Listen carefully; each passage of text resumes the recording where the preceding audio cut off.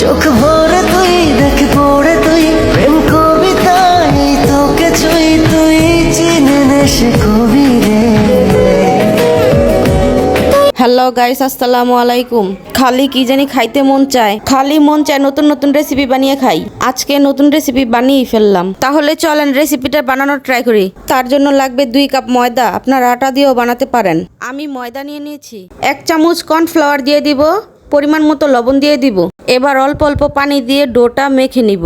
একেবারে পানিটা ঢেলে দিবেন না, অল্প অল্প করে পানিটা ঢেলে দিবেন, আর না হলে ময়দার খামিরটা নরম হয়ে যাবে।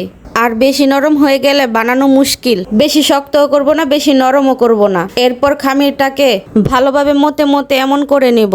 এখন অল্প একটু ময়দা নিয়ে লম্বা লম্বা করে হাত দিয়ে বেলে নেব। বেলে এমন ভাবে লম্বা লম্বা করে একটা লেচি করে নিব হাতের সাহায্যে। এমন ভাবে লেচি করা হয়ে গেলে একটা ছুরি নিয়ে ছোট ছোট টুকরো করে নিব, ছোট ছোট নুডলস এর মতো। কাটার পরে যদি মনে হয় একটু ছোট ছোট মোটা মোটা, তাহলে আমরা এটাকে হাত দিয়ে লম্বা বানিয়ে নিতে পারি। এরপর সবগুলো বানানো হয়ে গেলে গরম পানি বসিয়ে দিব। এরপর পানি গরম হয়ে গেলে বানানো নুডলসগুলো অল্প অল্প করে ছেড়ে দিব। নুডলসগুলো বানিয়ে বেশিক্ষণ রেখে দিবেন না হলে প্লেটের সাথে লেগে যাবে। বানিয়ে সাথে সাথে সিদ্ধ বসিয়ে দিবেন। আমি এটাকে সিদ্ধ করে নিচ্ছি। এটাকে 5 মিনিট সিদ্ধ করতে হবে। এবার এটাকে আমি সিদ্ধ বসিয়ে দিয়ে একটা পেস্ট তৈরি করে নিব। তার জন্য লাগবে 5 চামচ টমেটো সস, 4 চামচ সয়া সস, 1 চামচ ওয়েস্টার সস, অল্প একটু গুঁড়া মরিচ, অল্প একটু হলুদ, পরিমাণ মতো লবণ। এরপর এটাকে ভালোভাবে মিশিয়ে নিব। আপনারা আপনাদের পরিমাণ মতো নিয়ে নেবেন। আমি আমার পরিমাণ মতো নিয়ে নিয়েছি। আমি যতটুকু নিয়েছি আপনাদেরও যে ততটুকু নিতে হবে তা কিন্তু না। আপনারা চাইলে কম বেশি বাড়িয়ে কমিয়ে নিতে পারেন। এখানে নুডলসগুলো সিদ্ধ হয়ে গিয়েছে। ছাঁকনির সাহায্যে নামিয়ে নিব। নামিয়ে নিয়ে নুডলসগুলো 2 মিনিট ঠান্ডা পানিতে ভিজিয়ে রাখবো। এরপর একটা কড়াইতে তেল ঢেলে দিব। দিয়ে দিব রসুন কুচি। তো আমাদের ঘরে রসুন ছিল না, তাই আমি অল্প একটু রসুন বাটা দিয়ে দিলাম।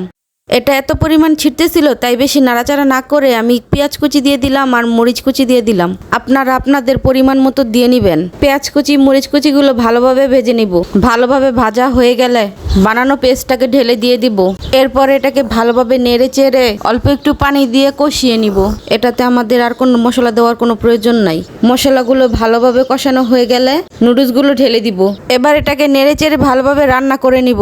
এটাকে বেশিক্ষণ রান্না করা লাগবে না, জাস্ট 5 মিনিট রান্না করলেই হবে। 5 মিনিট রান্না করার পর দেখবেন এমন আঠালো আঠালো ভাব হয়ে যাবে। এবার এটাকে নামিয়ে নিব। নামিয়ে নিয়ে আপনাদের পরিবেশন করে দেখাচ্ছি। এই দেখুন, ঘরে থাকা অল্প খরচেই যদি বানানো যায় সুপি সসি স্পাইসি, তাহলে তো কোনো কথাই নাই। সত্যি বলতে এটা খেতে অনেক মজা ছিল।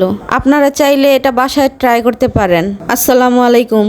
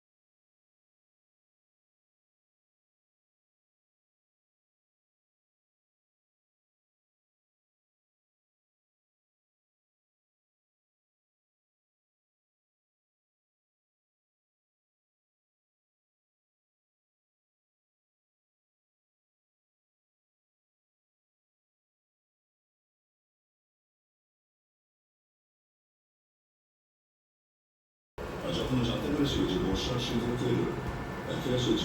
তখন ও রাস্তা থেকে সরিয়ে দিয়ে বসে